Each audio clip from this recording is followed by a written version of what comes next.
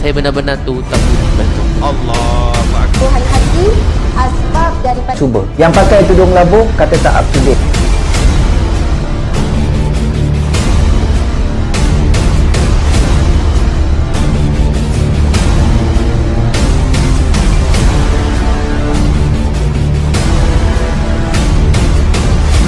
وَلْتَكُنْ مِنْكُمْ أُمَّةٌ يَدْعُونَ إِلَى الْخَيْرِ وَيَأْمُرُونَ بِالْمَعْرُوفِ وَيَنْهَوْنَ عَنِ الْمُنْكَرِ وَأُولَئِكَ هُمُ الْمُفْلِحُونَ.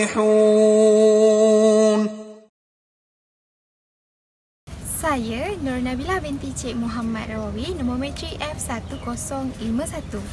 Sebelum kami menerangkan topik ini dengan lebih mendalam lagi mengenai sejauh manakah keberkesanan media elektronik dan cetakan sebagai media dakwah. Apakah itu dakwah? Dakwah merupakan seruan dan ajakan ke arah penerimaan, penghayatan ajaran dan nilai-nilai Islam. Aspirasi ini dapat direalisasikan melalui pengurusan dan perancangan yang sistematik sesuai dengan saranan Al-Quran.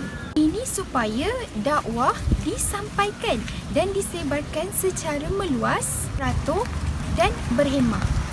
Sebagaimana firman Allah Subhanahu Wa Taala dalam surah An-Nahl ayat ke-125 yang bermaksud, serulah ke jalan Tuhanmu, wahai Muhammad, dengan nikmat kebijaksanaan dan memberi nasihat pengajaran yang baik, dan berbahaslah dengan mereka yang engkau serukan itu dengan cara yang lebih baik. Sesungguhnya Tuhanmu juga lebih mengetahui akan orang-orang yang mendapat hidayah petunjuk. Ayat ini menuntut pendakwah untuk menyeru manusia ke arah kebaikan dengan pendekatan hikmah. Hikmah di sini membawa maksud iaitu pendekatan dakwah secara bijaksana. Hikmah boleh difahami dengan kepelbagaian dalam menggunakan wasilah yang paling sesuai bagi mencapai sesuatu tujuan. Oleh itu, media massa seperti media elektronik dan cetak sebagai alat penyebaran masa kini yang sangat menepati ciri-ciri hikmah seperti yang dinyatakan, iaitu pendekatan dakwah secara bijaksana. Apa itu media elektronik? Media elektronik adalah media yang menyampaikan sesuatu dan media itu berbentuk elektronik. Seperti contoh, televisyen, radio, telefon, komputer dan sebagainya. Media cetak pula merupakan media yang dihasilkan dalam bentuk cetakan dalam kertas, seperti contoh surat khabar, majalah, buku, risalah dan sebagainya.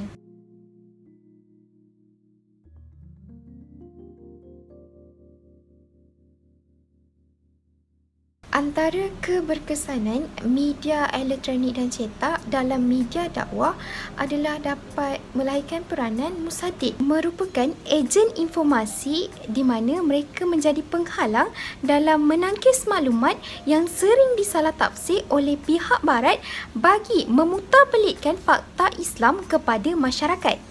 Oleh itu, tugas pengamal media Islam sebagai ejen informasi perlah menyampaikan maklumat yang benar tentang Islam dan bertanggungjawab meningkatkan kefahaman Islam kepada masyarakat. Seperti yang kita tahu, banyak penyebaran berita dan hadis palsu. Jadi, kita sebagai umat Islam perlulah berhati-hati dan jangan mudah terpedaya dengan berita seperti ini. Lagi-lagi yang mengenai Al-Quran dan Sunnah. Jadi marilah kita bersama-sama mencegah daripada penularan berita palsu ini daripada berleluasa. Tak pasti, jangan kongsi. Saya Syarati Humaira binti Muhammad Sofi, nombor matrik 1006.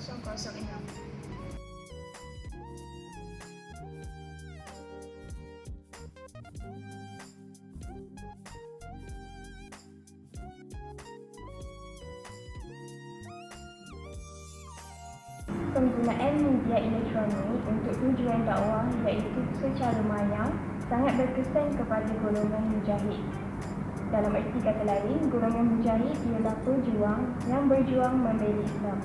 Mujahid dapat dilihat apabila seseorang berjihad dengan menyebarkan fahaman Islam melalui apa sahaja cara untuk membawa manusia lain lebih dekat kepada Allah Subhanahu Wa Taala dan mentaati segala suruhan dan meninggalkan larangannya. Dakwah yang berkesan memerlukan kaedah, pendekatan dan strategi yang mampu memberi impak positif kepada sesiapa sahaja yang melihat atau mendengarnya. Sebagai contoh, media elektronik sangat berkuasa pada zaman yang serba canggih ini. Seperti yang kita lihat, sudah banyak pendakwah maupun golongan biasa yang memilih media sosial kerana ianya lebih efektif tanpa mengira masa, tempat dan lebih-lebih lagi hampir setiap rumah mempunyai akses internet. Media masa juga lebih interaktif. Media sosial juga bersifat lebih interaktif dan memudahkan lagi pendakwah untuk mendekati sasarannya. Dalam media elektronik atau media sosial, kita dapat lihat dalam aplikasi Instagram atau Facebook contohnya. Banyak pendakwah bersiaran secara live atau secara langsung untuk menarik minat para pendengar atau penonton. Manakala ada yang kreatif dengan mewujudkan aplikasi Islamik seperti Islam Pro, Mengaji.com dan sebagainya. Seperti seorang penyanyi rap terkenal iaitu Caprice yang melibatkan diri dalam mencipta aplikasi Mengaji.com dan banyak lagi dalam melaksanakan jihadnya ke jalan Allah Subhanahu Wa Taala. Oleh itu, isilah masa lapang anda dengan melihat atau menonton video dakwah atau Islamik bagi meningkatkan pengetahuan kerana maklumat hanya berada di hujung jari sahaja.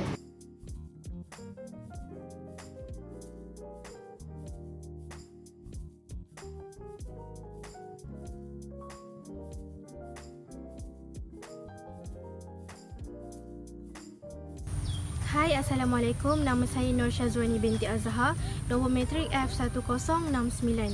Okey, keberkesanan media elektronik dan media cetak dalam menyampaikan dakwah ialah seperti mujadid. Mujadid itu bermaksud orang yang membawa kepada pembaharuan. Perkataan mujadid itu berasal daripada bahasa Arab dan dalam bahasa Inggeris pula ia dipanggil reformer yang bermaksud pembaharu. Ia tetap membawa Al-Quran dan hadis yang lama yang pernah dibawa oleh Rasulullah sallallahu alaihi wasallam, tetapi ia mendapat ilham daripada Allah dan membawa satu pentafsiran baru mengenai Al-Quran dan hadis. Mujadid itu tidak membawa kepada agama yang baru kerana tidak ada nabi dan rasul selepas Rasulullah sallallahu alaihi wasallam.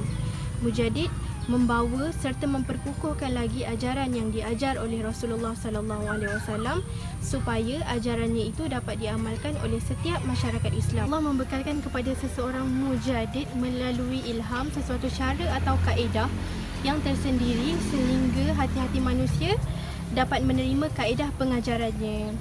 Antara salah seorang ahli mujadid yang terkenal pada zaman kini ialah Buya Hamka, iaitu seorang ulama yang berasal daripada negara Indonesia dan yang sangat dikagumi. Diriwayatkan oleh Abu Hurairah radhiyallahu an berkata, Nabi sallallahu alaihi wasallam bersabda, "Innallaha yab'atsu lil hadhil ummah ala ra'si kulli miyati sana ma yujadidullaha dinaha." Yang bermaksud sesungguhnya Allah Subhanahu wa taala mengutuskan untuk umat ini setiap 100 tahun orang-orang yang akan memperbaharui agama ini dari setiap penyimpangan. Sehubungan dengan itu, keberkesanan media elektronik dan media cetak dalam penyampaian dakwah akan memberikan kesan besar kepada masyarakat. Tugas dakwah akan menjadi lebih mudah dan cepat dalam penyampaian dengan adanya teknologi ini.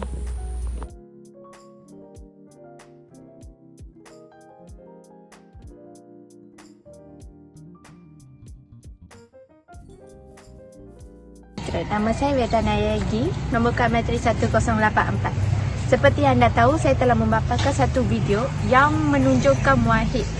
Muahid bermaksud sebagai penyatu yang harus menjadi satu jabatan untuk menyatu padukan umat Islam. Dalam masyarakat yang tidak bersatu padu ini, muahid adalah seorang sebagai penyatu mampu membina hubungan kembali di antara kedua-dua pihak yang bertelikat ini. Dalam video tersebut, anda dapat melihat dua orang yang bertelikas tentang media cetakan kerana mengenai salah faham. Okey, sekarang saya akan terangkan sejauh manakah media cetakan ini berkesan. Media cetak ini merupakan komunikasi yang bercetak seperti surat khabar, majalah dan lain-lain. Okay. Dalam zaman teknologi ini yang canggih inilah, ramai yang mula melupakan media cetakan ini kerana zaman canggih ini terdapat banyak komunikasi yang lagi maju seperti dalam komunikasi digital. So, media cetakan ni orang tak macam berapa nak tahu. Tujuannya untuk memberikan informasi kepada masyarakat melalui tulisan di sebuah plate. Penemuan ini berlangsung pada abad ke-18. Media cetak ini kemudian mula dikenali oleh masyarakat setelah diterbitkan oleh Amerika Syarikat. Media cetak ini menjadi media komunikasi yang pertama diperkenalkan kepada masyarakat dan dia membantu proses komunikasi dengan jelas. Kenapa media cetak ini berkesan? Okay. Yang pertama, media komunikasi cetak ini bermanfaat kerana ia mudah difahami oleh pelbagai kalangan masyarakat. Informasi yang disampaikan juga menggunakan bahasa yang mudah difahami oleh masyarakat, sehingga mencegah salah fahaman dan permasalahan komunikasi lainnya. Huruf dan tanda baca yang disesuai dengan kaedah penulisan jurnalistik dan informasi dirincikan secara detail. Terusnya, surat khabar yang dihasilkan daripada media cetakan ini mudah didapatkan di pelbagai daerah, termasuklah di daerah pelosok. Okay. Target utama media cetak ini adalah untuk kalangan ekonomi menengah ke bawah. Oleh kerana itu, surat khabar banyak dijumpai di kota-kota kecil. Harga juga dijangkau membuat masyarakat lebih mudah memperoleh informasi. Selain itu, media cetakan ini kita tak perlu bergantung kepada jaringan internet, kerana media cetakan ini tidak bergantung seperti media komunikasi digital. Media komunikasi cetak ini memiliki manfaat yang tidak bergantung kepada kecanggihan teknologi seperti jaringan internet. Secara rumusannya, media cetakan ini masih mempunyai manfaat dan berkesanannya kepada masyarakat. Assalamualaikum dan salam sejahtera. Nama saya Rizkiana Nobita binti Effendi, nombor matrik F1075.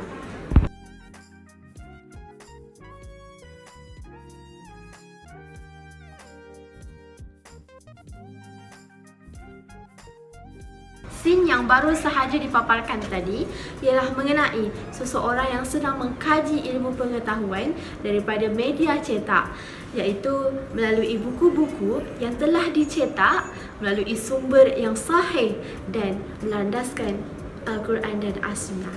Poin yang akan saya bawakan ialah media dakwah berperanan sebagai pendidik, iaitu muadib. Ia akan mendidik masyarakat agar melaksanakan segala perintah yang datang daripada Allah dan menjauhi segala larangannya. Kenapa ia berkait dengan paparan yang baru sahaja dipaparkan tadi?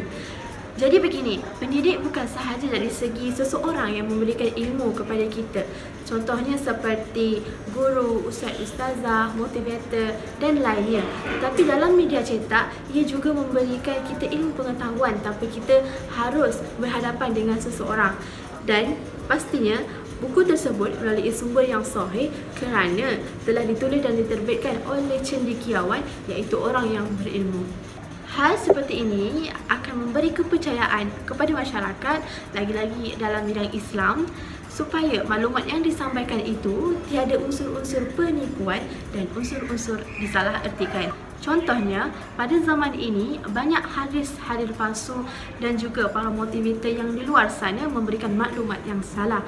Jadi, sebagai para motivator yang baru saja berkecimpung dalam dakwah online, haruslah mengkaji semula konten mereka sebelum dimuat turun di laman sosial supaya tiada kesalahfahaman antara kalangan masyarakat. Dengan cara kita haruslah mengumpul ilmu-ilmu pengetahuan daripada media cetak seperti buku-buku ilmiah, risalah, majalah jurnal dan pastinya ia akan berlandaskan Al-Quran dan As-Sunnah.